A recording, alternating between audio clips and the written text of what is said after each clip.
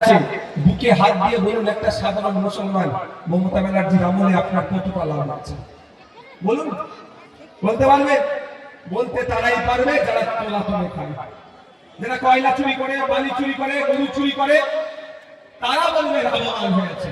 ঠিক একইভাবে একটা হিন্দু সমাজের বাপ ভাই মা বোন হাত তুলে বলুন যে মোদী আসার পরে তার ব্যক্তিগত লাভ হয়েছে ঘোড়ার ডিম। মোদী যে এসেছে হিন্দুকে বাঁচাবার নাম করে, অমিত শাহজির ছেলের 14,000 জন ব্যবসায়ী বৃদ্ধি পেয়ে গেল।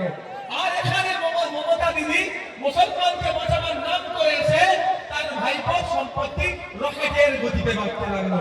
আর আমার পাড়ার করিম চাচার ছেলে আর আমার পাড়ার সরবন চাচার ছেলে একটু খোঁজ নিয়ে দেখুন, উচ্চ শিক্ষায় শিক্ষিত হয়ে মাথায় হাত দিয়ে বসে আছে।